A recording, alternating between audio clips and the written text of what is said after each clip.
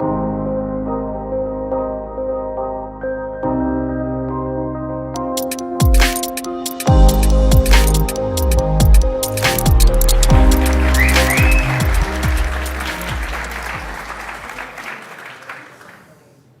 right, hello everybody. My name is Shannon Thomas. Yeah, it is. I'm one of the senior character modelers for Blizzard Animation that Seth was talking about. It used to be called Blizzard Cinematics. I've been personally in the industry for about 10 years. I started out as a student at the Academy of Art University, worked my way up to Rhythm and Hues. I went down to New Zealand for a number of years. Got to work on some awesome projects like Avatar and The Hobbit, Rise of the Planet of the Apes. I then went to DreamWorks Animation, met a lot of really good friends, and worked on some cool stuff, How to Train Your Dragon 2. And then most recently, I came to Blizzard about a year and a half ago. And in that time, I've actually got to do a lot, looking at some of the stuff I got to work on, some pretty cool stuff in that short amount of time. So when Seth approached me to say, hey, do you want to give a talk at ZBrush? I said, absolutely. The community has given me so much, so I want to try to give back whenever I can. I came up with this cheesy Carsman sales pitch for my title, that ZBrush is the answer to all of your modeling needs. So my goal of the talk was mainly to present ways and show you guys just how we use ZBrush at Blizzard. They've been using it long before I got there, but particularly with the Overwatch shorts, Warcraft, and also some statues. But I also want to reach out to students out there or maybe people that are just getting started. I'm going to show you some of my tips and workflows, and as well as these guys here, just to help alleviate any of that initial stress so that you guys feel welcome to just jump in and get your hands dirty. Hey Shannon, you want to F5 or Shift F5 that to full screen it? Yeah. Boom. All right, so like I said, I'm going to talk to you guys mainly about the Overwatch shorts, a little bit about Warcraft Legion, and also some statues that we get to work on. So one of my favorite things about working at Blizzard in cinematics is that you never really know what you're going to get to work on. The projects always vary from time to time, and just being an artist, if there are people out there not yet in production, you generally have no idea what you're going to work on. Someone just comes up to you and says, hey, now you're going to start to do this. It's like, okay, cool. But at Blizzard in particular, some of those things that they tell you are actually like, holy crap, this is really cool. So first we're going to talk about Overwatch, and based on the applause for the winner of the game down there, some of you guys know what Overwatch is. If you don't, here's a super, super quick edit of a video that I grabbed of some of the shorts that we've been working on.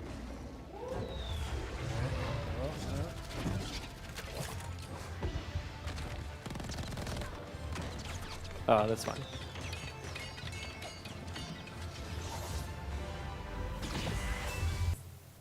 Cool. So super short. I have a lot of stuff to cover, so I'm going to kind of try to go quick and also give these guys plenty of time for theirs. So in the last year and a half, we've created about six animated shorts as well as a commercial.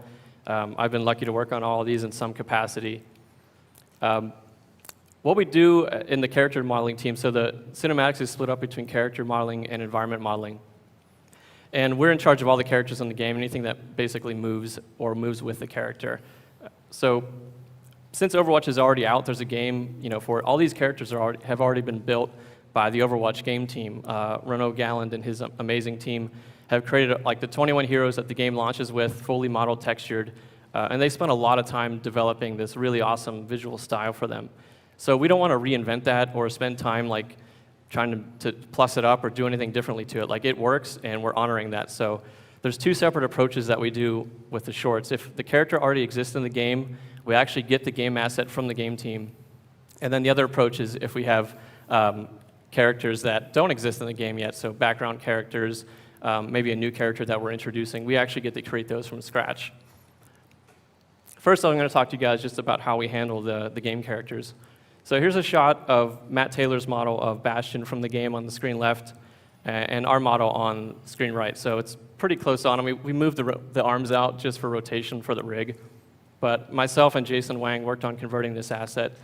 And like I said, we're just trying to honor their work already, so we're not trying to change it at all. We also want the player to have the same one-to-one relationship with what they see in the short and what they get to play in the game.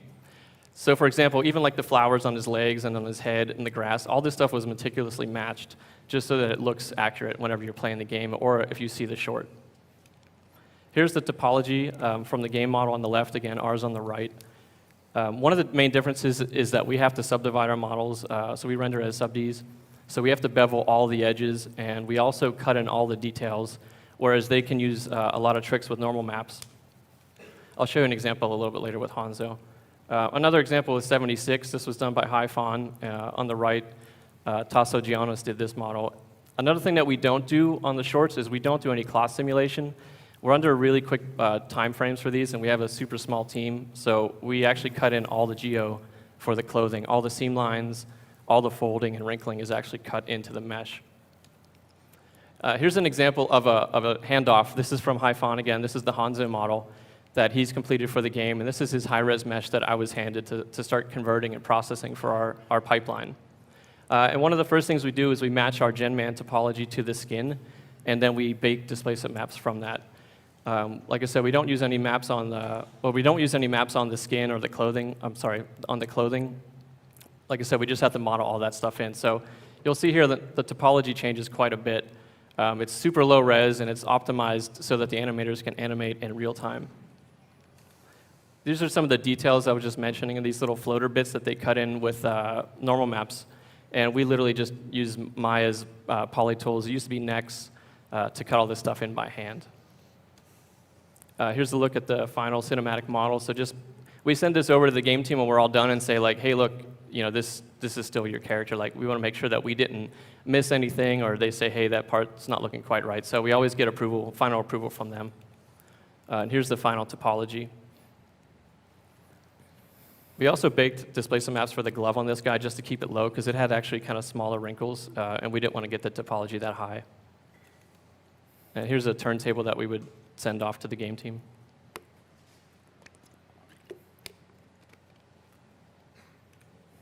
In a shot in the cinematic. A lot of cool stuff added on here. Obviously the surfacing, the effects team did an amazing job, the lighting, it all comes together pretty awesome. So the second approach is the more creative approach whenever we actually get to create something new that isn't already done. But the challenge with this is to maintain it into the same world that they've spent a lot of time developing in the same visual style. So this is just an example of an image that Renault sent over to us that kind of demonstrates what they were doing as they were finding the look of Overwatch. On the left, screen left, the character has just a little bit too much detail. You can see that a lot of the cross-hatching is just kind of going everywhere. There's nowhere really for your eye to rest when you're looking at the image. They also provided just like ideas back here of like what they're always thinking of whenever they're making the characters. So they really want them to read.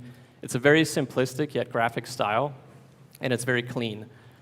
So the one on the right is kind of stripped down. It's a little bit too basic and too simple. It just looks unfinished. And then the middle one is kind of like the Goldilocks range of just the right amount of detail that sells the image and sells the character's abilities. Another cool thing, even though this is a really graphic show, we actually looked at real-world examples of wrinkling. Leyendeckers' book is kind of like the go-to Bible for how we approach wrinkling, and since we don't do any simulations, all this stuff is modeled in. So Renault sent over this guide as well, and it's basically these complementary shapes of these V-shapes that we add in areas of compression. And it's just very clean, but very, very simple and really well thought out. So this is a good example here where there's not a whole lot going on to this surface, but when it changes planes, we get this nice compression of this V shape and then countered in with another one to the side here. And same with the pants here, and you can also see how nicely all the beveling is cut in. So again, it's super clean, but always thinking about silhouette and all those fundamentals of illustration and composition. Then I'm just going to run through some different examples here of some of the newer characters that we've built with our team. This one's done by Kenny Huang. This is Alejandra for the Hero short. And by the way, if you guys haven't seen any of the shorts, they're all on YouTube for free. You can watch them whenever. And our approach with ZBrush is we kind of just do like concept sculpting. So at the start, it's very loose. You can see the hair is just roughed in. It's just kind of blocky, but we're just trying to capture the essence and the size of it and the relationship to the head and see how it frames the face, maybe how it rests on the shoulders. This opens it up for conversations as well with rigging to say like, all right, how are we going to rig the hair? How are we going to handle that with the shoulders? Any of that kind of stuff. We also use Dynamesh quite a bit on the clothing because the wrinkling is always going to be scrutinized by the art directors and such, because it is such a part of the style. Since this shirt is very simple, it's very basic, but it's not going to be like 3 of these wrinkles. They might say specifically, we just want to have 2. So with Dynamesh, we can always remove things, add things, change directions of them if they want. It's very freeing artistically. Another one by Tasso Giannis, super nice and clean silhouette, really strong read to this, nice angle changes, and also following the line decker guidelines for the V-shaped wrinkle pattern. This is Baby Winston, done by Jason Wang. And again, Dynamesh really made the forearms and the head on this particularly a lot more manageable. I mean, you could do this stuff in other ways, but ZBrush just saves you so much time. And working in production, it's always about schedules and deadlines and how fast you can get things done that still look amazing. So any way we can save time, we do, and ZBrush fortunately allows us, the artists to create whatever the art directors come up with. A couple other sculpts that he did for the Yakuza, for the Hanzo Genji short. We also saved time by reusing pieces, so these are the same suit for the same guy. And lastly, this is Dr. Winston from Chung Kan. So for me personally, like the wrinkling on the pants is really successful, and it's also a big challenge artistically that I found with the Overwatch style, is just trying to match that. It's not too detailed, it's not too simple, but it's just right. And so I was tasked with this guy on the right. This is one of the thugs for the 76 short. And again, earlier Seth was talking about reference, and I'm the same way. As soon as I get tasked with something, I just start looking up tons of reference. And for this guy, even though he's cartoony, I still looked at real-world anatomy references. On the left is Iggy Pop. Cool fact, Iggy Pop was also used for reference for Gollum. And then Wes Studi in the middle there. I thought this guy's face just kind of matched his a little bit, so I kind of looked at him, and then just pants I found on Google. And this is my first pass. This is kind of just like, hey, here's the concept. What do you guys think? And it's just a good opportunity for everybody to get together and look at the model in 3D and say, like, all right, well, this is working, this relationship's not, and get the discussion going. For me, like, the neck is too long. Like, it kind of works in 2D, and this happens a lot. And Seth touched on this a little bit, is like, you can't get too attached to your work in production, because ultimately it's not your work, it's the studio's work or the client's work. So, you're just creating it for them. So we ended up trimming the neck, you'll see in the next slide. And the pants were also just a little bit too overdone and a little bit distracting. And here's a close-up of the face. So one thing that's nice is, to get critiques done more quickly, highly recommend, if you can, in your production, you can ask for a paint over. It just saves you a lot of time of them from saying, like, hey, can you make the nose a little smaller or the ear a little bit shorter?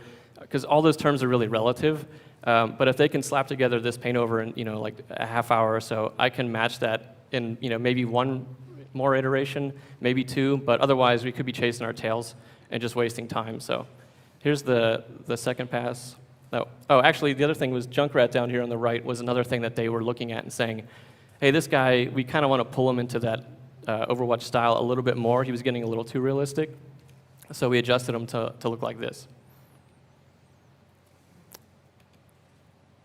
And here's the final full body model with the updated pants. Just a little bit cleaner, a little bit better silhouette, not as busy.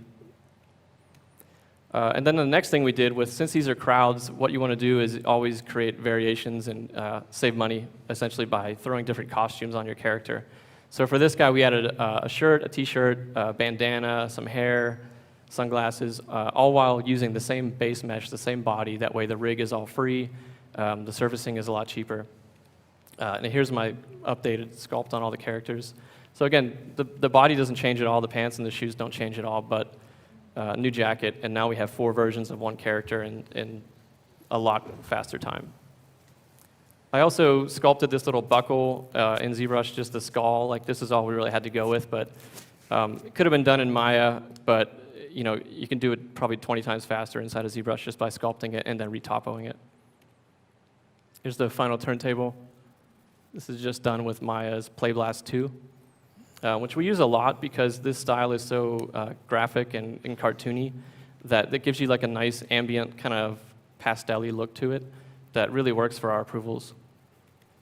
Here's 2 servicing passes done by Jongha Bak. One thing that's really cool, if you haven't seen the short, they have this really neat skeletal glow-in-the-dark texture that we had to work with. And then one of the other challenges, we had some kickback on this guy, and again, this happens all the time in production.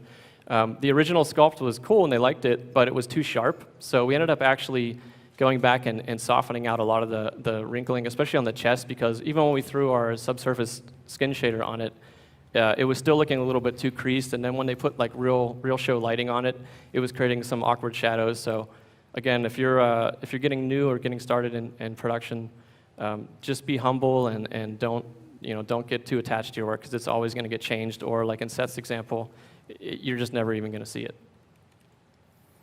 Here's a shot of him in the short.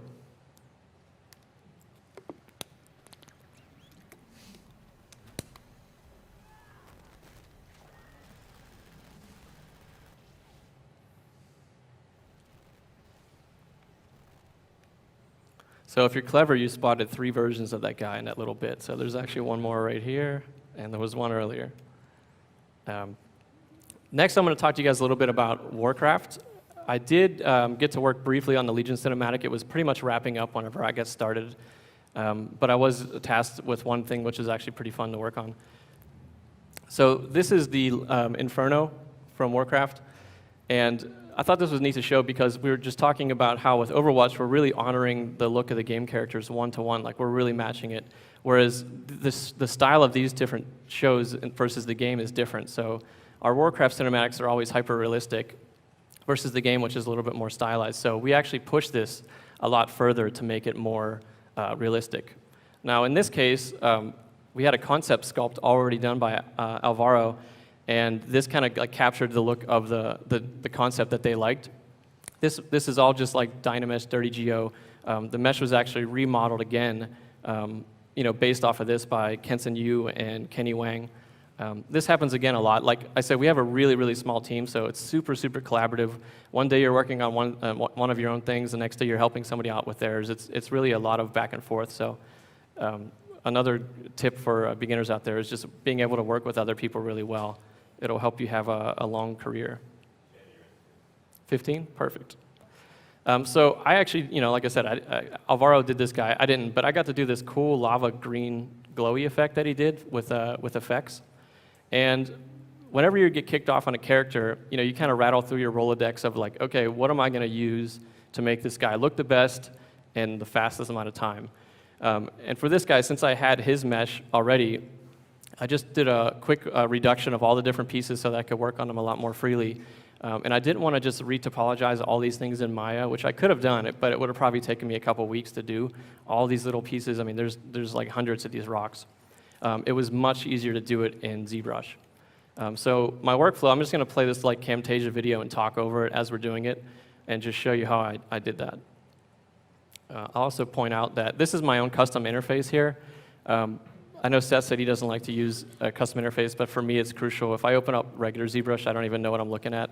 But I highly recommend for beginners out there, if you don't have your own custom interface already, there's a ton of them that are out there free by maybe artists that you look up to or that you like. I grabbed this one originally from Danny Williams, a buddy of mine, and then I just kind of stripped it away and remade it into what I like. But to save time, you really need to make hotkeys and buttons and just things so that you're doing this a lot less and working a lot more. So I'll have my interface for free, and all my brushes and all my materials, all that stuff. If people want to grab those later on, it's totally cool. So I'm just going to chip off, work on this one little piece here. And the process I thought would be fastest to do this was just to paint a mask and extract the detail, or extract the mesh from that mask. So I'm just going to make the mesh white so I can see the material, the mask, a lot easier. It's a cool trick I just did right there. I actually got this from Tasso. If you ever have a model and you're trying to rotate it around in ZBrush and the pivot isn't really where you want it and it's kind of floating out in world space, paint a quick mask on your mesh and it'll actually lock the pivot to that, and then you can rotate it around directly from there.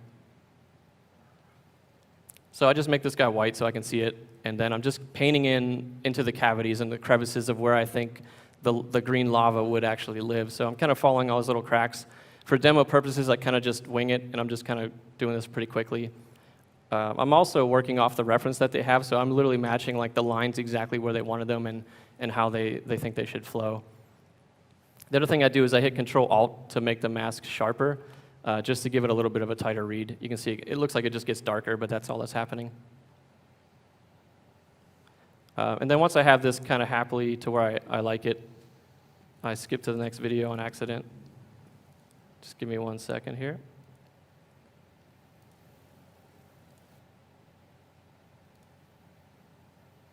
What I'm going to do is just use this extract feature. And I use this thing all the time. I use it to create wristbands, belts, bandanas, shirts, anything that you already have an existing mesh. Again, you're saving time. You already have the shapes defined. Just go over here under the subtool and hit extract. Now, by default, it's just going to push geo off of the normal, and it doesn't know how big your model is, so it just pushes it out, and you can see how large that was. All you got to do is rotate your mesh. It's not going to bake in those settings until you hit this little accept button down here on the bottom.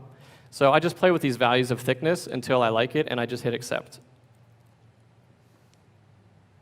And it just pushes it barely off the surface. So you can see there. And now it also created a new subtool for me here. So I'm going to isolate this guy. And I only need it to be a single-sided object, because Effects is just going to use that as an emitter. And I just shift-click this guy, and I have a delete hidden button here.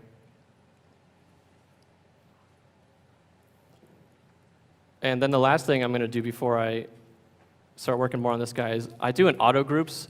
And what that's going to do is sometimes when I paint a mask, I accidentally paint somewhere I didn't intend to, and there's like tiny little like 3 polygon or 2 polygon pieces floating out in world space that I don't want to deal with. So I just auto group everything, and I just reshift my main piece, and I just do another delete hidden. And that makes sure that I only have one mesh. So I'm just going to unhide my original rock so I can start working these 2 pieces together. What's cool, too, is it actually retains your mask. So if you wanted to go back and change it, you have that available. So I'm just going to bring the colors back so I can work off of the 2 shapes a little bit easier. And then, honestly, I just use the standard brush inside of ZBrush, and I just chisel away these edges because it's super basic right now. It looks all consistent, but that's really just to get me something to start playing with. And then I just go back and forth with my reference and what I think is going to look visually interesting, and work rock by rock, piece by piece, all the way through this mesh. So like I said, I could have done this by hand in Maya. Probably would have taken 2 weeks. I think I was able to do this guy in like a day.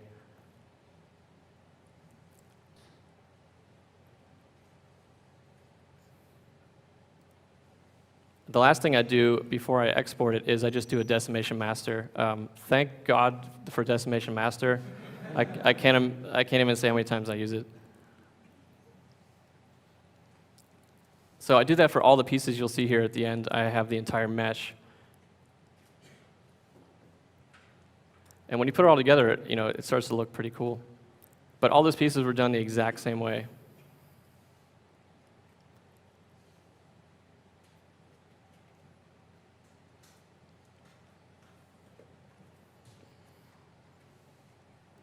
Here's just a turntable.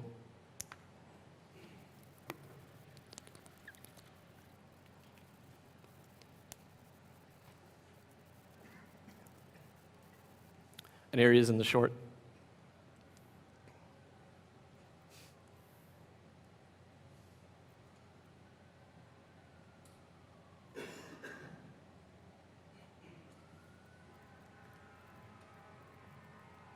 I think we actually had to go back and add some to his feet because at last like 2 frames you see his feet. And then the last thing I want to talk about are some of the statues that we get to work on. And again, it's super cool. Like they just come up and say, hey, we're going to work on statues. Do you want to work on this crown or this BlizzCon statue? It's like, heck yeah. So here's some of the ones that I got to work on in the last year. For the crown, Blizzard's awesome in so many ways, but one of the really neat things they do is they honor their employees for years of service. So after like 2 years, 5 years, 10 years, 20, you get like milestones. So after 20 years, you actually get this crown. Like it's like a real, like this big crown, full metal. This one is like the original one-off done by Weta Workshop. And we wanted to recreate another one of these so that we could give them to the new people that hit 20 years. We couldn't just easily replicate what they did because it's just too much. It's too expensive, and we needed to like mass produce a few of these. So we did it digitally. We had the original model, and then I just used ZBrush to add all the detail and then do like the keying of the object. So because there's so much to cover, I'm not really going to talk about keying or how to do 3D printing. There's so many talks or things online, classes you can watch on how to do that. But the basic premise is to think of it like an onion or like a G.I. Joe toy and work your way out to in. So on this guy, there was the gem, and then the holder of the gem, and then the piece for the nose. So you can see how we cut it up down here. And I worked with Brian Fay on this to do like the keying so that we could get all this stuff working out. And just the same way that Seth did the well where he cut the hole in, that's the same approach I use for the keying of this, so that you add a key to this shape and you add a negative to this shape so they snap in together. The other thing that was neat for this, we actually were in talks with the vendor, and I highly recommend this if you're sending your stuff off for 3D printing. It's a cool workflow where you guys can kind of collaborate. I'm not sure with the monitor, you can see like the little ruffled detail here that we like matched based on the original. All this was just done with noise, like the noise filters, and a little bit of, tiny bit of sculpting, but mostly just noise. I just add all this stuff on a layer, each one of them, so there's like fine breakup. You can see I'll just toggle through. Like, you can almost not see it, but it just kind of slightly breaks the surface a little bit. And like the secondary level, tertiary level, basically just getting it. And I was sitting with Nick at my desk and just sliding it like, is this good? Is that good? Do you want this? Do you want that? And then you find the right thing that he likes. But then we send this file to the actual printing company, and then if they print it and it's like, you know what, those details that look good in 3D aren't actually coming out in the mesh, we can just bump them up on a layer. So that saved a lot of time. Yes. Okay. This one was a tracer statue that there's a collectible for this guy already done, but we redid this for, I think it was PAX East or one of the conventions. And shout out to Effects Deco. They actually created these large scale ones, but it was the same approach. We took the model and we essentially keyed it. We repositioned it into how they liked it. But one of the neat things that I wanted to bring up with doing collectibles or your own 3D printing or statues is you always have to worry about balance. And the original pose was awesome for her, but we realized that she's just going to fall over or break. So adding this teleport beam, gave her a second leg. Oh, that video is not going to play, but just for time's sake, I'm just going to move forward. But also, same approach for the Winston. Now, Arthas, this was one of the best things I got to work on. This is freaking nuts. This thing is 14 feet tall, it's 4,000 pounds, and it's real bronze. The way this was done was we had the model, and we said, all right, how are we going to do this? So we all got together, we figured there's a couple of steps that we're going to have to do. So we're going to have to pose the model, we're going to have to sculpt some detail, we're going to have to do the fur and the chainmail, and again, keying the mesh, the same process. So our goal actually wasn't to create that at Blizzard. That was done by Steve Wang and his insane team. But we created the template, this model, that they could 3D print and use as a guide. So once we got the mesh, we had this production mesh from years back of actual Arthas. We had animation pose it into this pose, and then I worked inside of ZBrush and tackled the other challenges. We also had Brian Fay's collectible sculpture that he did by hand. So this was our guideline for reference and like detail on the cracks and things like that we wanted to match. We thought about scanning this in and just rematching it, but it would have taken so long to clean up that it was easier just to do it over inside of ZBrush. For the armor detail, I only did like 2 pieces because it was just enough to like show them like, hey, this is what we're going for. There's no reason that we're going to deck out this whole thing. It's never going to really be seen. But for this guy, again, I like to use, I'll show you at the end, just like, I use about 8 brushes for everything that I do, and they're all pretty much standard. I mask out all these little bevel details, and I just push it down, and Damien Standard, a lot of noise, H-polish, and again, shout out to ZBrush's awesome shaders. Like, they actually had a bronze shader, which for this was perfect. For the legs and the fur, I just created some insert meshes. I didn't want to have to sculpt every single little curve, so I just did these brushes here, and then I just dropped those in along the leggings, and then re-dynameshed them together, re-sculpted them so they all didn't look exactly the same. And then for the chainmail, I wanted to shout out to Joseph Drust, who I just met for the first time, but I used his videos years ago to help learn some things in ZBrush, but I used them actually on this as well to create the chainmail. So I thought that was what's really cool about this whole thing in ZBrush and the community is just how collaborative it is, even maybe when you don't know it. Like Michael's going to talk a little bit later, and he's done all these amazing brushes that I'm sure most people in production have seen or used. I just really like that about this community in general. But again, I'm not going to go over how to do this. There's videos that Joseph's online and also a lot of others of how to do chainmail. But I used it just to give them the right scale of what they wanted them to be for the artist. And again, here just showing the same keying. Here's the final turntable that we submitted. The other thing regarding balance, again, we actually tied the cape into the base just to give it extra support, because it is going to be 4,000 pounds. So here's the 3D print. This I actually grabbed offline. There's a really cool making a video of this thing on YouTube from Steve Wang's company of how they did it. Highly recommend you watch it. It's awesome. And here's a few images I grabbed of them just putting it together. You can really see how the scale of this thing was off the chain.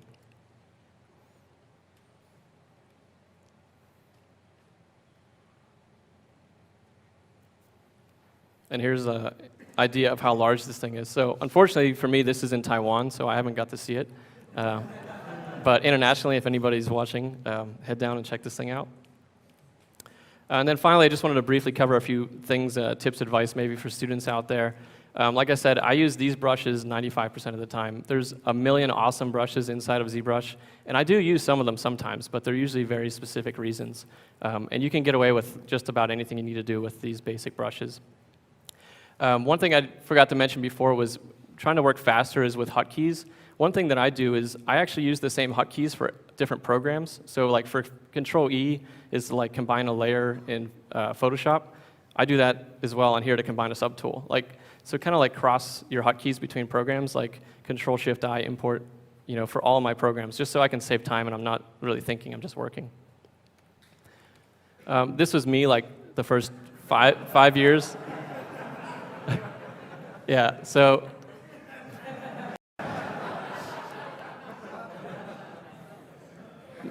This is actually from my old instructor, Tarek, who posted this, and he taught me, so it's pretty funny to see him doing this. But if you're just getting started, honestly, for myself personally, I was working for about 5 years, maybe 6 or 7 years before I came back to the States. And in that time, I was using another sculpting program primarily. And I kind of had to relearn ZBrush. I used it back in '03 when I was in school, when it was coming out, and we were all excited about it. But I kind of let go of it for a while, and I needed to relearn it, essentially. And for me, even after working all that time, it honestly took me about 2 months, 3 months maybe, to actually get comfortable where I'm like, all right, I don't have to freak out when I open it and think about what am I trying to do. So just stick with it. It's like playing guitar or anything else. It just takes time. But I want to just leave you guys with a few pro tips. I asked some of my other friends in the industry from other studios, these are mainly character modelers, of what would you tell beginners. The main thing they all said was anatomy. As a character artist, you have to master anatomy, whether you're using ZBrush or pencil or clay. There's no way of getting around it. You have to know your anatomy.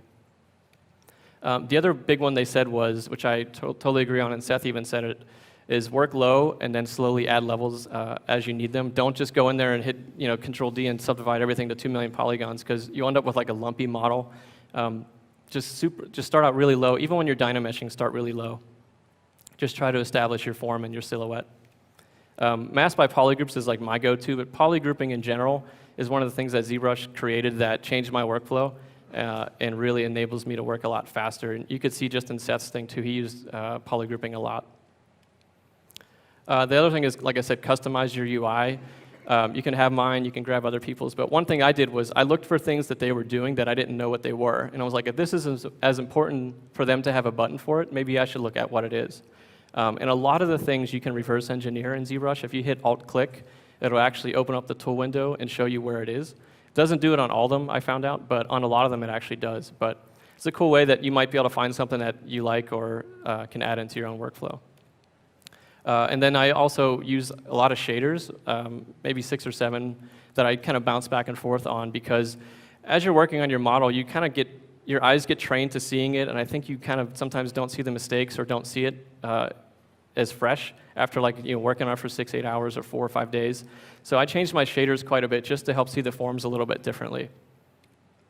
And that pretty much wraps up my talk. I just wanted to give a shout out to Pixelogic, everyone at Blizzard, specifically the art department at Overwatch, Bill Petras, Arnold Sang, Renaud Galland and their team, all of Blizzard Cinematics, my family, some of my friends are here, my wife, and all the awesome instructors that I've had through the years. Cool.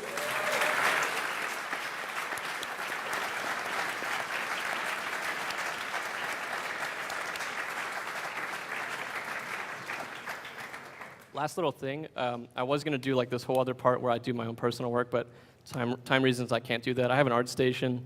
I have an email. You can contact me. I also teach on the side if you guys want to look me up.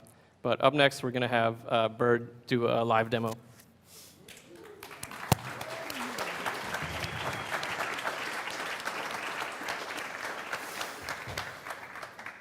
All right. Hi, guys. Yeah. For those of you that know me, you probably know me as Bird. And I'm the character lead on the Diablo team.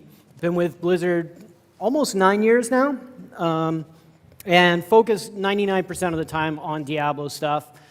The character team there, it's Paul David, it's Aaron Gaines, or Goons, Chris Amaral, and myself. And I want to give a shout out to Goons and Amaral for contributing some of the images. I'm going to put some stuff up here in a second. This is primarily going to be a live demo. Could go terribly wrong because we're going to start with a sphere and we're going to see where we land. But I brought this model here, actually. I'll pop that up. This is kind of the same process. We're just going to build a bust. So, yeah, Amaral and Goons contributed a bunch of this art. Get this, oh, if we can close this guy. There we go. So I've got a little slideshow here. Some context for these images here. I was thinking about it, I was thinking, man, I could grab a bunch of like beautiful, like get a bunch of great renders here and bring out a bunch of stuff and really kind of show off like, hey, here's some beautiful art. But what I thought would be maybe a little cooler, because I think the people in this crowd and the people who are probably online watching are a little more interested in seeing kind of how do you get from A to B. I apologize for the graphic nudity. It's pretty graphic.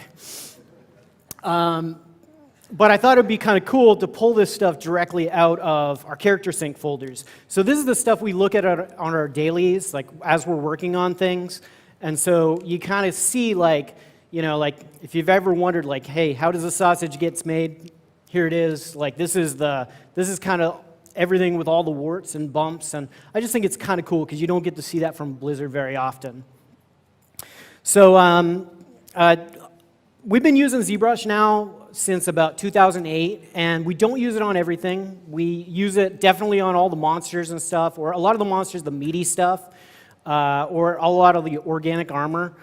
And it was actually Chris Amaral back in 2008. He worked on a character called the Unburied, and it's this big kind of meaty character. If you've played D3, in the first dungeon that you go into, there's this character that kind of barrels down the door, and he's got all these kind of zombie faces that are just growing off him, and trying to texture that stuff on an unwrapped character is really a pain in the ass, trying to get that lit properly. And so what we found working in ZBrush was we could do a quick sculpt. It didn't even have to be all that detailed, but you found like all the lighting, and we paint everything as though there's kind of a top-down light. You got the lighting dead on, so you knew right where the highlights would go, and you had something real easy you could paint into. And the other thing that we got out of it was just this quick iteration, because we work in monster strike teams when we're working on monsters, and we want to get something in the game super fast so we can see the scale, the silhouette, does it read properly? And within a couple days, you can do a quick sculpt. Nowadays, you can just Z-remesh it, put a few poses on it. You get it in the game like within a couple days. And I know there's one of the images, the Firebat one here, was, that was an ideation day. There wasn't even a concept at the beginning of the day. By the end of the day, it was in-game and flying around and attacking you just as kind of a little grayscale test. So it helped out a lot in making all that stuff fast. You can see also, too, we had a chess set that we did, and to give feedback, like, you had this old model of Bale, and it was like, well, what do we do with this? Because if we deliver it looking like old Bale, it might not be as cool as what we could do now. So we wanted to give feedback, and we did that in ZBrush as well. The only downside on the game side is that we would go to ZBrush Central, and you go look through the top row stuff there, and you're like, this is amazing. I can't wait to get back to my desk, like pimp out my model with all these crazy details and stuff. And you spend a bunch of time putting all this stuff in there, and then you spend a bunch of time pulling it all back out as you have to kind of paint the details back out to match the original style of the game. So it was something where we kind of had to self-police and just make sure that we didn't go crazy. So that's kind of what I wanted to cover a little bit. I'm only going to have about 25 minutes potentially to kind of get this thing roughed out. But I kind of wanted to show what the process looks like, if I can find a pen here. Hey. Of how we kind of get things blocked in. So yeah, with that said, I'm not sure if we'll have time for questions because there's lots to cover, and I just want to leave you guys with as many tips and tricks. I'm sure you guys will probably know a lot of this, but hopefully there's going to be a bunch of little things you'll pick up in between. So I'm just going to start with a sphere here. A lot of times, I actually still use Z-Sketch if I'm doing a full creature because it's just easy to block things out fast. You'll also notice my interface here. I totally stole this from Andrew Kars. I know he's here this weekend. Thank you, Andrew. It's freaking awesome. I've customized it over time and added some things here and there. But basically, my 1, 2, 3, 1, 2, 3, 4 brings up different things. And so that's probably one of the first things I would leave you with is customize your interface, make it how you need it to be, and hotkey everything. If you're going to use stuff like more than a few times in a session, you can see here, right? I've got, I've got my clay buildup, I got my dam standard, I've got my trim dynamic. So I can go ahead, if I had to hit B and go find it in this mess of things here every time, it would probably be pretty slow.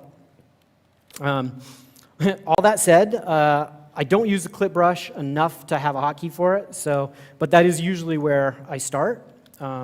This I'll use it to find my silhouette. I'm also noticing real quick, this perspective, I don't usually like to work in this perspective, so I like to go to draw. Probably the first thing I'll do is change this from 90. I'll change it to 30. Again, Andrew Kars, I don't know if he covered this yesterday, but I think he found like 28.6 was the right number or something. 30 is close enough for what I do generally. So, but I'll use that clip curve again to just kind of like get my silhouettes in place.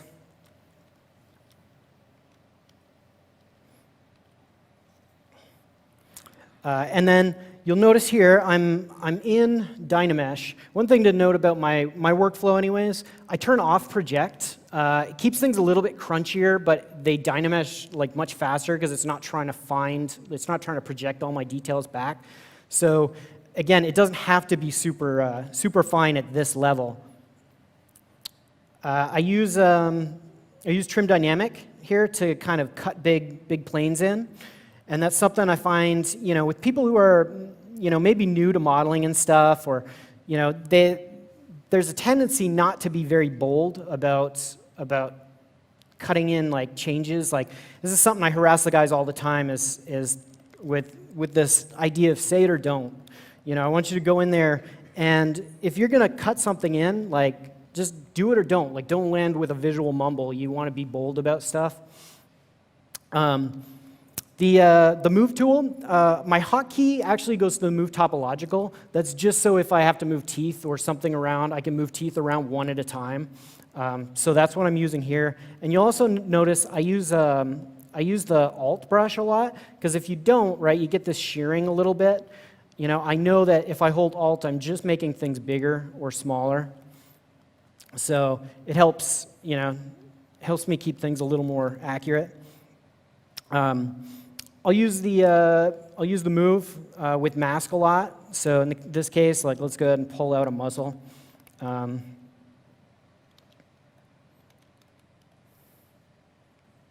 of just pull that out.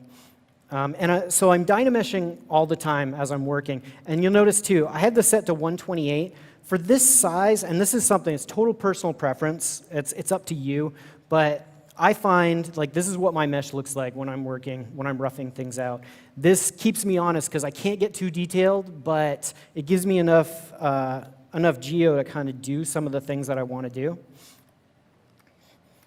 So, again, I'm pimping out Andrew's stuff a lot, but he's got a special smooth brush here that's pretty awesome.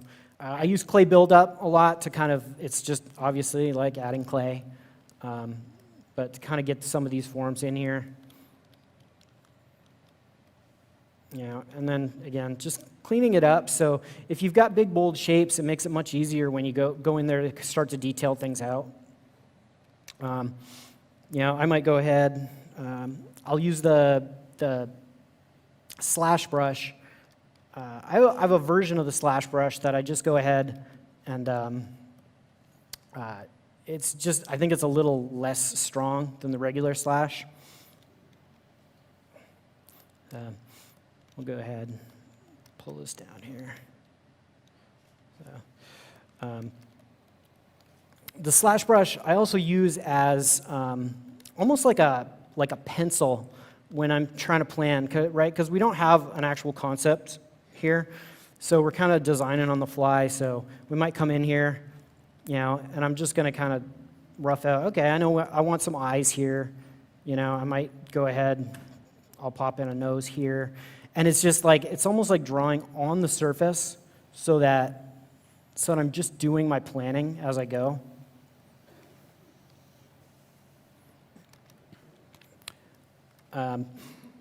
So we know we're going to need a body here, so I'm actually just going to control drag this guy down. And you'll notice it's still part of the same subtool. I'll actually go ahead and split him. Right? So I go to split mass points. And a kind of interesting thing about doing something like this, it's worth noting, is like as you start to define like a design language, like there's certain shapes that are starting to do things as far as like S curves and C curves here. It's like by duping this object out, I actually have something that I can work into that has a little bit of that as well. So even though I'm going to change it a lot, like some of that is just kind of ingrained. And like Shannon said, he mentioned earlier, it's like, master your anatomy. It's something, obviously, like, even if you're making monsters and demons and stuff like that, the thing about it is, a lot of this stuff is based off of human, human stuff. Like even if you're going to move like a certain muscle down to another spot of the body, it's good to know kind of what's there. Like we know that, right, the neck is kind of a cylinder, right? But then you also know, right, you've got the sternocleidomastoid, like, is going to come down here. It's going to plug in kind of on that notch behind the ear. It might go ahead, like, down here at the bottom, it usually kind of fans off. The important part is to, all the bones that it's connecting to, right? You got a clavicle. We'll go ahead and pop that in there. We know, we're going to go ahead and pull the delts out.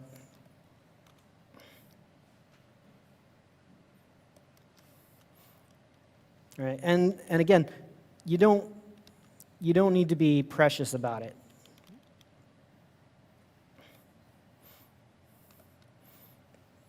Because again, you can dynamesh this whole time, right? But we've got. Right, we've got the traps. We know the traps kind of come down to the scapula back here. We might even put that 7 cervical, like that, just that little bit of a notch back here. I'll just get a little bit of the barrel of the chest because this is just going to be a bust, but stuff to kind of connect properly. And again, there's a billion ways to do this, right? So, this is just kind of how I'm approaching it this time. I might go ahead and move that using the move tool, the actual transform tool. There's lots of different ways to approach it. One thing I'll do when I'm working on this, I might go ahead and switch this to a flat color for a minute. you know, a lot of times you hear people talk about silhouette a lot in games, and so it's important to kind of make sure that your silhouettes are doing what they need to do. So I like to kind of rotate around a little bit and just kind of see, okay, is this doing kind of what I'd expect it to do? It's easier for my eyes to see it if it's kind of like this.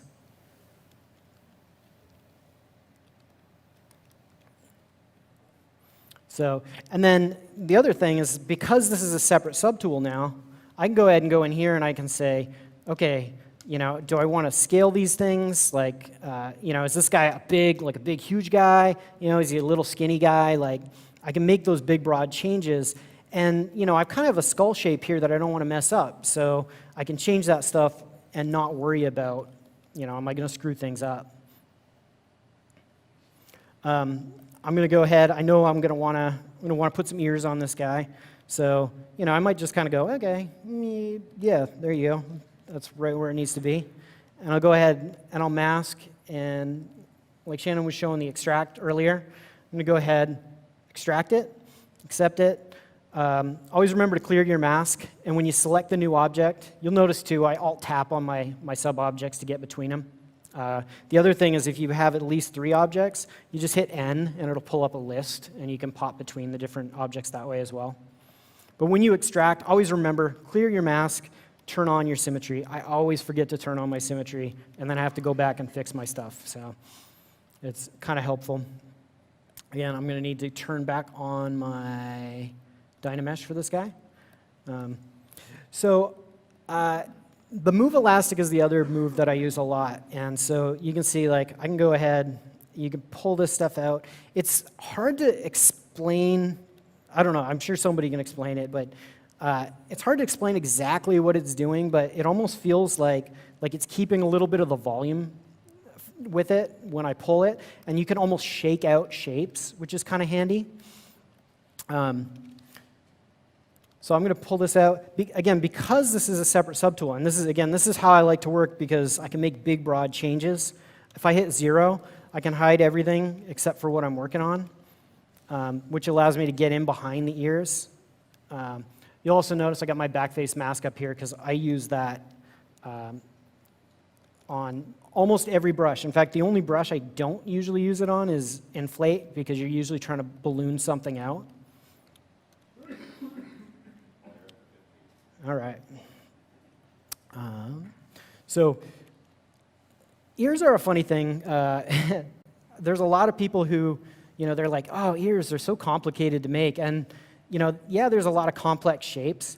The cool thing about making monster ears, if you're not doing a likeness, honestly, nobody's going to look, as long as you know, there's the helix, the anti-helix, the tragus, like, there's all the bits and pieces of it. But as long as you have the general shapes of that stuff in there, you can just go to town, and nobody's ever going to go, oh, that looks wrong. Hopefully. You know, it just needs kind of the impression of those things, you know, and you can go for, like, just a cool design, you know, look for those repeating shapes. Right? So pull this guy back here. I'm actually going to pull in the skull a little bit. Right. And then since being with the Diablo team, I think it'd be silly if we didn't put some horns on this guy, so let's go ahead. I use curved tubes as my kind of go-to for horns. And so I'll just drag it out here. One thing to note about this, the size will kind of resize to the size of your brush. So, you know, if you don't have it in the right spot, you can do that super quick. This is pretty beautiful. I'm going to go ahead and split this guy. Again, split by mask. And you'll notice when I work on this stuff, I actually, you know, I don't Dynamesh this until I'm ready to get a little tighter on it, because it deforms nice and consistently when it's still like this, when the geo looks like this. And when I'm doing this sort of stuff as well, I'm kind of like, a lot of people, sometimes people kind of make the horns like go up or down or forward. Well, the thing is, especially in the world of Diablo, horns look best when they're moving on every axis. So, I try to make sure that there's a little bit of movement all the way across. So, right, we've got a little bit of up and down. This is one of those cases I'm using the move elastic as well to kind of get it in place because it kind of shakes out, kind of neat. I'll move back and forth between the regular move and the move elastic. So I try to get a little bit of movement on every single axis. It just feels more natural. It's kind of fun. Like it just makes for a cooler design. The other thing I'm looking at too is I could go ahead and, I could have put the high point right in the middle, but the thing is you want a sense of like speeding up and slowing down just in terms of design. So I'm looking for opportunities to kind of push that off to the side because it gives it's got a slow give and then it speeds up. You've got the sense of movement. Now I'm not going to have time to detail out these horns a whole bunch. If you guys are interested in how to detail horns, I know the super talented Caden Calloway's got an awesome Gumroad on how to make great horns. I highly recommend checking it out. I will, though, want to make sure that these things feel like they insert. And this is something, some people miss these sorts of things, but think about this, right? Like if you have, like a power outlet, like it doesn't just plug into the wall, it plugs into a socket that plugs into the wall. Or if you've ever looked at like a comic book that has really badly drawn like windows and stuff. Well, they usually look that way because people just drew a square, right? It's like, oh yeah, windows, they look like a square. But if you actually look at a window, and this gets back to actually Seth's point earlier this morning, like look at your reference. Windows, you would have to draw the inside line, the outside line. You'd have to, there's probably going to be like 12 lines by the time you get all the frames in there. So you want to make sure that things feel like they plug into each other the way they do in the real world. So I kind of want to get this sense of like, these things push their way out of the skin. And I'm just kind of using the standard and inflate and stuff to kind of like just get that pushed out. So I'm going to drop some eyes in this guy real fast here.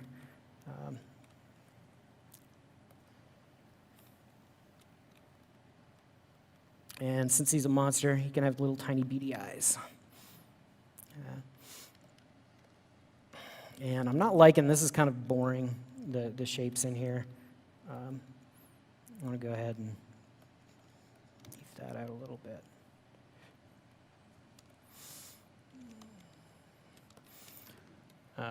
I usually, when I'm just adding eyes like that, I'm probably just going to go ahead and grab a sphere.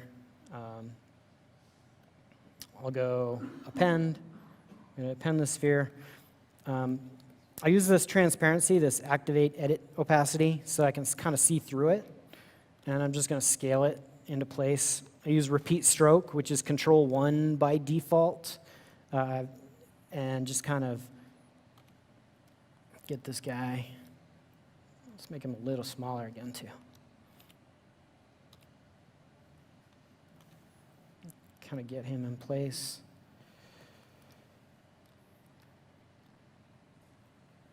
Cool thing about, again, monsters is like you can look for cool design. There's a lot of design first. As long as it kind of functionally looks like it works, you can get pretty brave with your shapes. Like there's people who are a lot braver than I am. Like I look at some of the drawings of guys like Paul Richards, and it's just awesome like how far he'll push his shapes. This is so I'm going to go ahead. A lot of times when I drop in the eye, I only drop in one eye at the beginning because I know I can move things around a little bit. I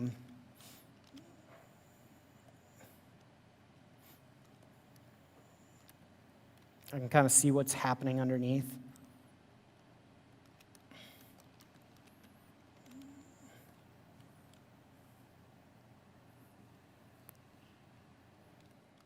Okay, so got my eye. If you go under Z plugin, I'm sure you guys all know how to mirror stuff, but I actually put it down here. Just mirror. And now I've got this in place. And at this point, you know, I've kind of got all my big shapes are pretty much where I want them.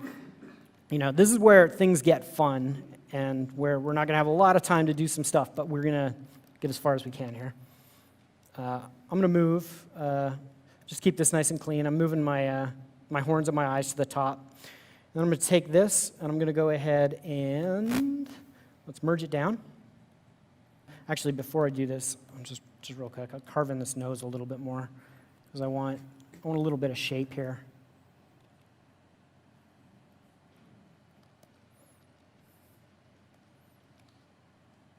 So, get some bone under there. So yeah, so we're pretty close here. I'll go ahead, I'm going to duplicate this guy. If you Alt-tap on this, it's kind of like Photoshop. It turns everybody off except for that guy. And what I'll do here is I'm going to just go ahead and Z-remesh this guy. If you've never seen it before, like when you Z-remesh, if you hold, I think it's when you hold Alt down, it'll do a different algorithm if the first one doesn't look the way you want it to. It's sometimes a good way to test it. And you can see, you know, now we got a pretty clean mesh to go ahead and sculpt. But I lost all my detail, obviously, so I'm going to turn back on my Dynamesh, the duplicated one. I'm going to subdivide it a couple times real quick, and I'm going to go down here to project. And I will project all. We'll subdivide one more time, project all again. All right. And at this point, I can see this guy. So I've got all my detail back. You can see I've got a pretty clean mesh here to kind of work on. I'm going to delete my original now, because again, I've got all my big forms in here. And now, honestly, now's where you kind of start to have, like, this is where things get super fun.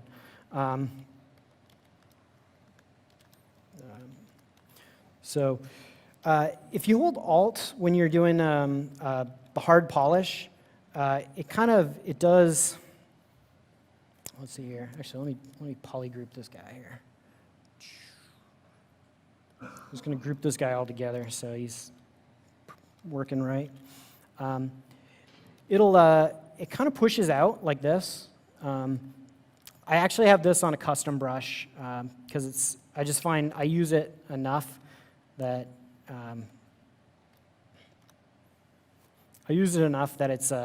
it's handy to have on a separate brush.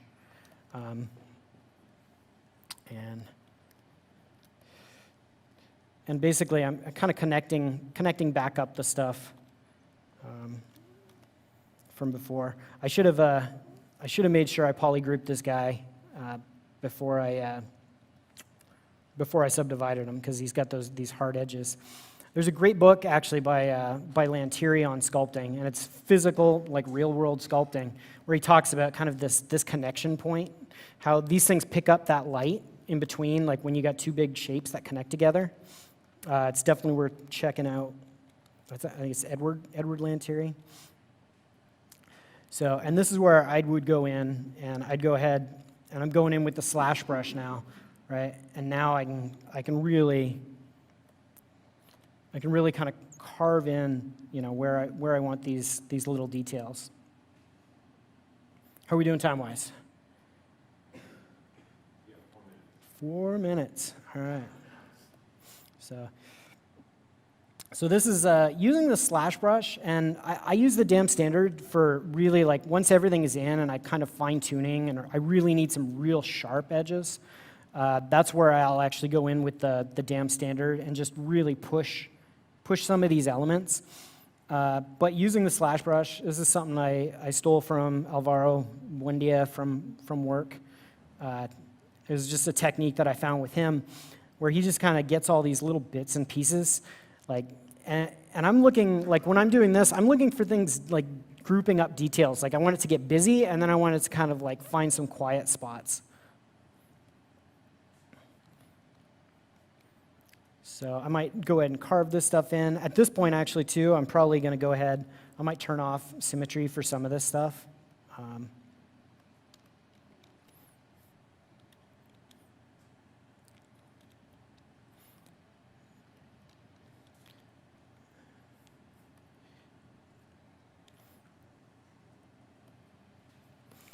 right?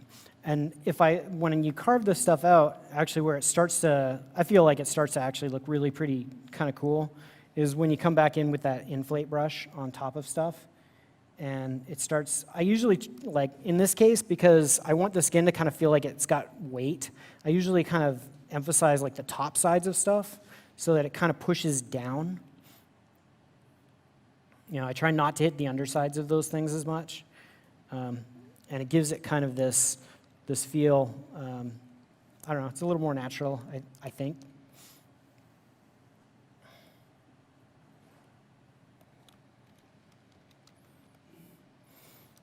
He's kind of got a blank stare on his face right now. Make him a little meaner.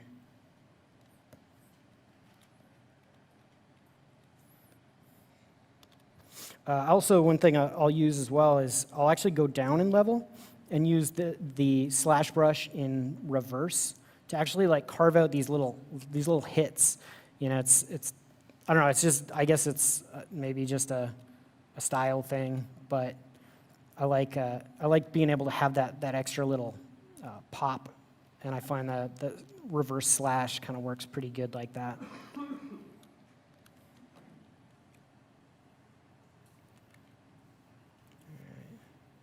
So, anyways, I could probably keep going on this forever, but I do want to just kind of show you. This is the process that I'll do for most characters when I'm blocking them out in ZBrush. And what I will do is I'll take them a little bit further. So, like the other night, I did a dry run of this because I was like, man, what can I get done in 25 minutes? Let's find out. And then I started putting on movies. And I kept messing with stuff. And so this is probably about where I would actually take a model for Diablo. And you can see there's an indication of some detail in the tongue here.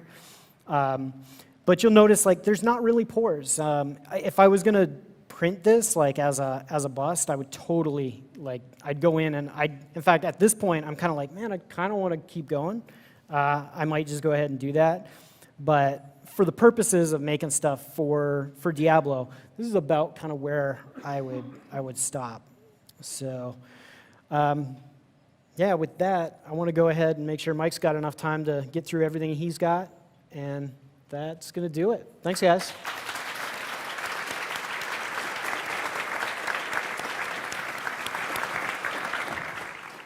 All right, so welcome, guys.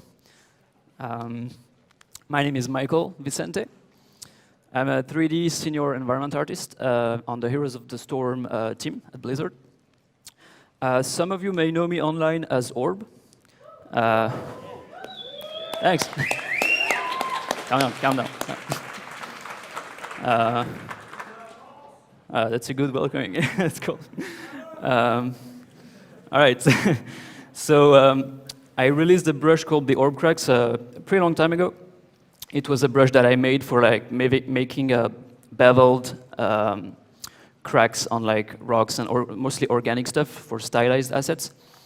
And the brush got pretty successful. I've seen a lot of stuff using this brush online, even realistic stuff. So it's pretty amazing. And recently I released just my entire brush pack. So this is the brushes that I use at work every day. I really didn't explain how I use them, so some of them might be kind of weird, it's just a line or stuff like that. But they all have kind of a purpose, and I hope I will make something that kind of explains everything someday.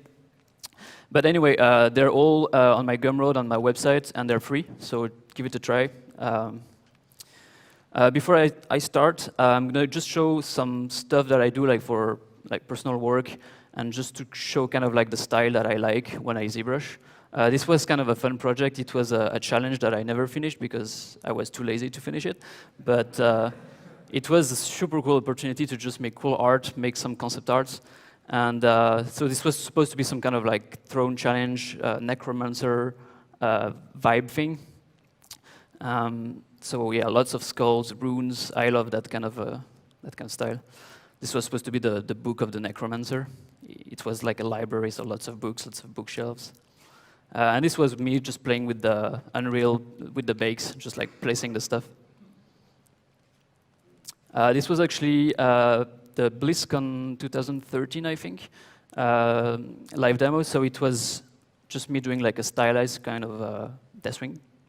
And it's actually the first time I did a 3D print, so it was very interesting to learn kind of how to make things read for 3D printing.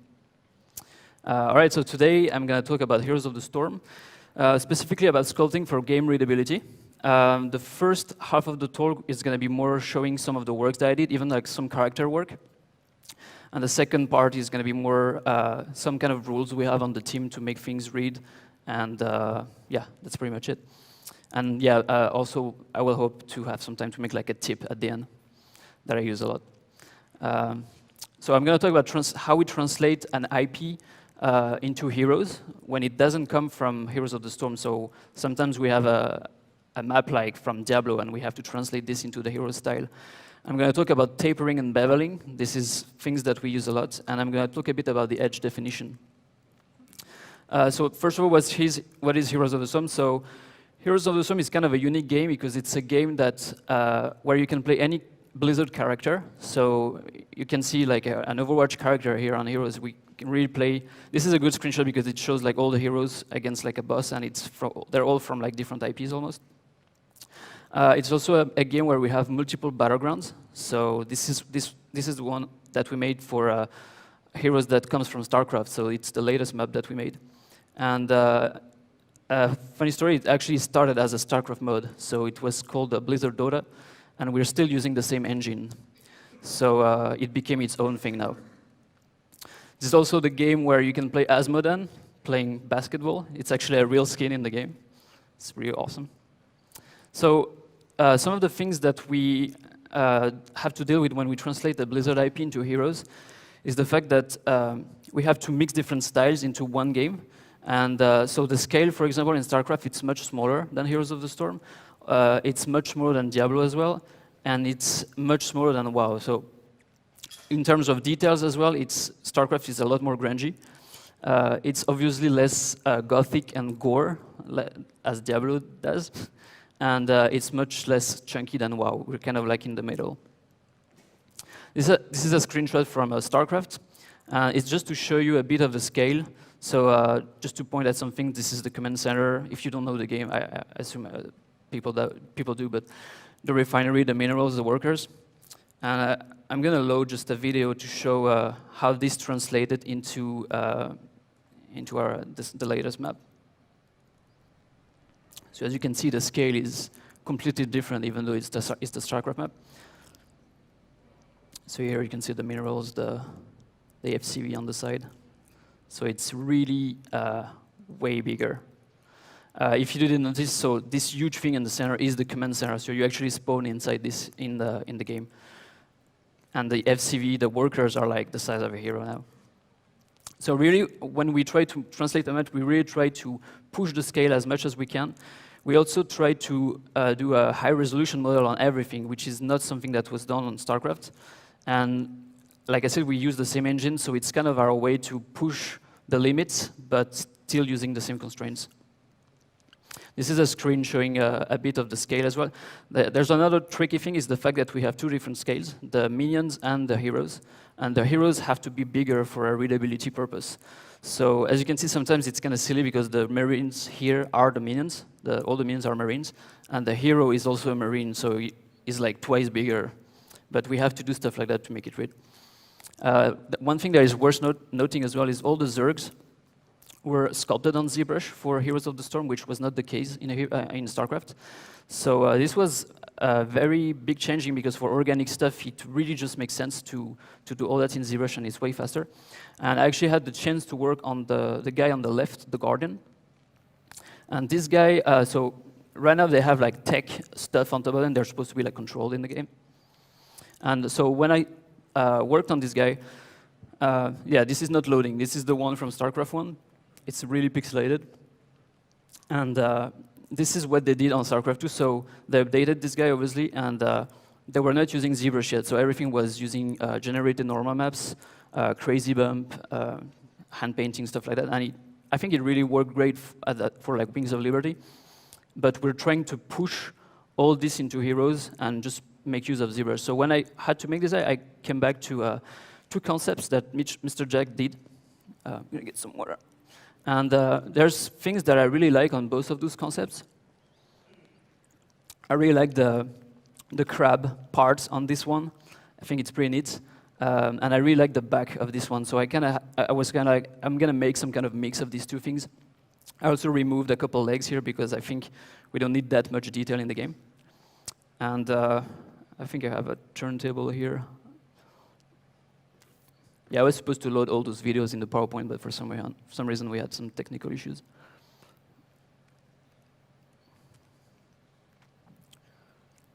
So this is how the final guy turned out. So this was really a blast to work on, especially because, like I say, I'm not a character artist, so when we have a task like that, it's like really just super fun it's a challenge, basically. One thing that is worth noting as well is that it's not as detailed as it could be. Like all the claws are actually kind of smooth. Like Bird said for Diablo that he could like push the detail and make like pores and stuff like that, but it doesn't make sense for Diablo. And for Heroes, it's even more than that. Like our assets are even smaller, so we really have to make things kind of blurry to make them read. So this is the final guy in game. We can see the previous one. So we tried to really like push the shape of him, like bigger claws, just like a bit more epic. Another map that we had to work on, which was actually the first time that we did it, was to translate the Diablo map into Heroes of the Storm. And this was a big challenge because it's the first time that we do that.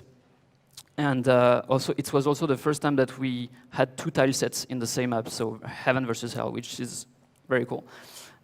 So obviously, the first thing we did is gathering some references from Diablo, what kind of list of assets that we need. Okay, we need those pots, we need that statue, everything that sells the vibe. This was some screens from the Hell side. And there's one guy on the Diablo map. If you play Diablo, you probably remember that, but it's kind of like a giant zombie tortured guy on the Hell side. And this was actually something we really wanted on the team. And they allowed us on the environment side to say, okay, you guys can make this character. And so I got these references from the Diablo guys, and this was made by Chris Amaral. So when I saw this, I was like, this is way too kind of gore for Heroes. Like it's too violent, I guess. And in Heroes, we can't make something that is so. Yeah, this is like too much for the limit of the game. So also one thing is his head almost looks like a skull. And we have some kind of like rules to avoid that because we have to ship our game in China, and China has very aggressive rules about displaying skulls, displaying violence, things like that. They don't really like that. So it's not a big deal, it's just something that we need to be aware, but we just have to play with it and make sometimes custom variations and things like this. This is actually an example that I had to do for the Raven Lord. So this is the guy I made for King's Crest map. So they were really not liking the fact that this was very gore, and they was like, maybe we need to cut it. But we really wanted it, so the first thing I did is I did a quick paint over, and I removed all the piercing, the nails that he has on his arms, kind of removed the ripped apart lips. This was really a problem. And I even made like a proposition for a stone variation for China, just in case. The cool thing is that they actually approved the second one, so it's good because for production, it was just like one piece for everybody, and everybody was happy. This is me just like gathering some references when I started on it. One thing that I used a lot is the Écorché from Rafael Grossetti, from his Gumroad. This was super helpful, because like I said, I'm not a character artist, so I need to have a lot of references, see like where the muscles are. And this guy is very skinny, and he's almost like an Écorché already. So yeah, those references were super useful. And this is just some like work in progress paint overs where I had to make sure everything was always approved. Like, can this guy has shackles? And we're like, yeah, sure, but he needs to be free, so he can move his arms. So things like this. And I actually have a quick video of the latest sculpt. Yeah, this is just how it turned out. And you can see that we actually used helmets to just cover the skull part, so we don't have to show it. And this is just the bake with maps. One thing that I used a lot, actually, if you're wondering how I made all the hammering metal, I actually, like at first I started sculpting it, but it took forever because we had a lot of metal on the hull side. So I just made a brush, hammered metal, and we basically just dragged this alpha on everything that has metal, and it just like saved us a lot of time. Yeah, here is just another example where I just like use this brush everywhere. This is the hull side of the starting platform. Another thing that we have to do when we translate a map is we have to come up with a lot of buildings that don't exist in the real IP, such as the core, the keeps, all this. But the thing is, it still has to fit the shape language of the game. It still has to feel like it comes from Diablo. And we used ZBrush to sculpt all those assets, everything. Actually, really, the Diablo map was the first map where we used ZBrush on everything, or at least high poly on everything. And usually we start with some concepts, trying to find all those gameplay assets. And I think I have a quick video showing just how this map turned. It came out pretty cool. So this is how the map turned out in the Heroes of the Storm. So it's a much smaller scale. It's kind of more chunky than Diablo. And this is some of the hull side. Okay. One thing that we do a lot when we make assets for heroes is that we try to taper everything. And this is super important because for a game that is viewed from the top, the shape that reads the best is basically a pyramid, because you can read every face of it. So we try to taper everything we make so it reads the best. And sometimes the design is always helping us because it's already tapered. Like this is the two Fortin keeps on the StarCraft map, and you can see this is perfect for us because we don't have to FFD anything, we don't have to change our assets because the design already sells that tapering. And also about the tapering, we also try to adapt the silhouette to read better. This is actually a Cobra I made for Sky Temple. This is another map on Heroes. And this is the first iteration that I made, where I made this guy like super aggressive in ZBrush. I wanted him to have like a super mean look, like looking down to the player. The problem is when I decimated this guy and imported it in the game, he wasn't reading at all. Like the bottom of his jaw would completely disappear, like we couldn't see it.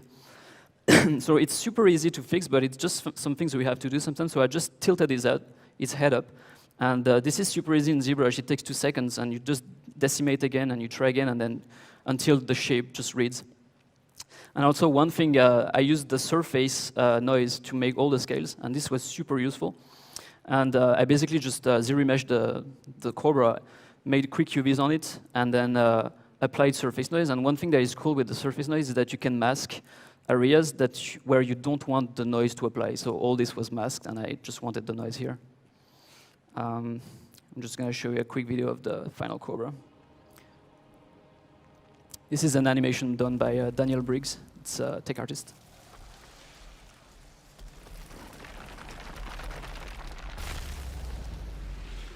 It's pretty cool burst. So this is another example. This is the starting platform of the same app, and you can see how everything is very tapered. Everything, you can even see a bit of the gem on the other side of the wall, but everything has this kind of rule that we apply. All this it's a cylinder, but it's still tapered. The Cobra is also facing straight. And one thing that it's worth mentioning as well is the fact that, like I said, we try to not put too many details, and we even try to have something that is slightly blurry, which can seem weird, but it's super useful for us. And even when we make hard edge stuff in like Max, we actually use ZBrush to import those assets and just apply a polish or an inflate on everything. So like for the keep and fort, we import it, we dynamesh every piece, and it makes everything more blurry, and then we apply an inflate so the edges are at least like 2-3 pixels wide. And this is very important. This is about the edge definition thing that I wanted to bring on, is that if your edges are thicker, they're just going to read better in game because you will catch more of this highlight in the spec. This is an example just showing like this is the original one, and once we apply Dynamesh, inflate, even like just smoothing some areas, it looks very simplified and very soft. But this reads great in game. This is just another example. Like we also apply this rule for when we make details. So we try to bevel everything in the game, and this is super important because if you bevel something, you're gonna read the shapes better because you have a dark side, you have a bright side. It just reads the light better. And this is an example showing where I made the bevel way thicker and actually dragged it. I actually made the bevel higher as well because of the game angle. And when we zoom out, this just like keeps reading even when the asset is super small. And as you can see here, this edge is like super sharp. And here I completely blurred everything. This is completely blurred, but then you still have this highlight on the edge, and this is super important. This is the edge definition thing. And it's also very important for aliasing because we have aliasing in the game, and the sharper your edges are, the more aliasing you get. Like I said, we bevel everything, and this is just helps to read the shapes. Like if you have a specific angle on those stairs, you won't see the depth. So when you bevel everything, not only you sell some kind of sense of depth, but it's also way better when you bake on something flat because the bevel is gonna show more volume. When if it's not, it's not gonna read as much in the bakes. This is the cliff I made for the same StarCraft map, and the bevel applies still on something organic. Like I did a super quick contrast just to show how with that bevel, we can see like the rock layering super clearly. And also one thing we try to avoid is avoid 90 degrees angles. Like 19 degrees angle is something we almost never do. If you bevel something, really make it more than 90. It just helps. And talking about the bevel, I'm gonna show you a quick tip. Honestly, it's something that is kind of simple, but I use it all the time. And when I found it out, it just like blew my mind. It's something that I use for beveling any 2D shape. So if you're making an asset and you have a 2D, like you're making a weapon, you have runes on the weapons, it's a way to make those runes read super well and make them beveled. So talking about runes, I'm gonna use the throne guy. And let's say you want to make a rune on this guy. So the first thing you would do is obviously draw the rune in Photoshop. What I would do is take a screenshot and draw this rune in Photoshop just to know where it's gonna be, what kind of shape it's gonna have. And then it's super easy in Photoshop. What you have to do is on the FX, there's something called inner glow. And if you go on technique precise, this is gonna create you a height map for this flat alpha. And this is super useful. Also, one thing to make sure is the opacity is at the maximum. And the color is white. This is, I think by default it's yellow. So when you have your alpha, you just have to drag it on a plane in ZBrush. And one thing that you notice is that you have some kind of stepping. The alpha is not super clean. By the way, the bigger your alpha is, the better. Like it's gonna retain more of your details. And so here the plane, I just use like 5 subdivisions. And to clean this alpha, it's super easy. What I do in general is I just use a polish modifier, and not like a crazy number, just like something like 2. And it's gonna kind of blur all your asset, but it's gonna get rid of this stepping that you had. Also, one thing before is when you drag your alpha, if you have any kind of artifacts, make sure you check the mid value of your alpha, because sometimes, you know, when you drag an alpha, it's like you have some kind of border. If you check your mid value and you go from like 0 or 100, it's gonna change that border, and it's gonna set the minimum height. It's gonna change that based on like black or white alphas. So this got rid of all the stepping, but if you want to make it even more clean, what I do in general is I use clay polish right after. So as you can see, the alpha turned like super clean. This is something that I can totally just use on everything I want. One thing that you can use as well is planar cut. Trim front is awesome brushes that are in the lightbox. You should definitely check for those brushes if you didn't. They're just super useful to just cut the mesh and clean everything. And yeah, that's pretty much it. The only thing you have to do once you have cleaned up your alpha is go on your 2D tools, and there's something called the MRGB Z-Grabber, and you just click and drag on your alpha, and it basically recreates it with this clean version, basically. So yeah, that's it. You just have to drag your alpha, and it just totally works. So I have a few examples where I used it. This is like the throne you saw, but all those runes here are using this technique, all those runes behind. This book is, honestly, this book is like 90% 2D when we think about it. Like, there's almost no skull. I think the sculpt was like the skull and some like surface detail, but all this is based on alphas, even the bones here behind. This is the watchtower for the Blackguards Bay map in Heroes. Those waves, all those waves are using this technique, the logo sign, the runes, of course. When we make runes, we usually share them with the team and everybody uses it. And even this guy was actually using this technique. I just drew a shark shape, and then after the bevel, I actually just blurred it, so it's just smoother. And it gave me a really cool base to just like resculpt on top of it. Also, one thing that I forgot is I forgot to show how the zombie guy turned out in the game, and he's pretty cool. He has actually something that is called a look at, so he follows your hero,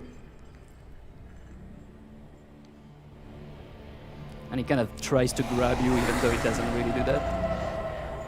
I serve the Zelnaga. And here I'm just like blinking into the second variation with the second helmet.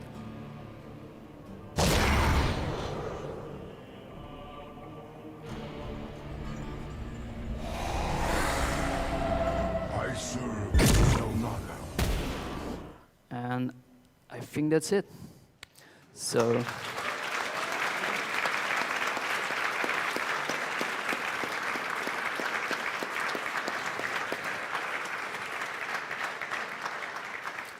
Also, by the way, all this beveled quick tutorial will be as a PDF. I will probably upload this into like my website, so it's gonna be available.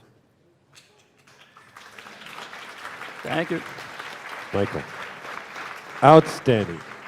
Blizzard Entertainment, everybody. How about that one?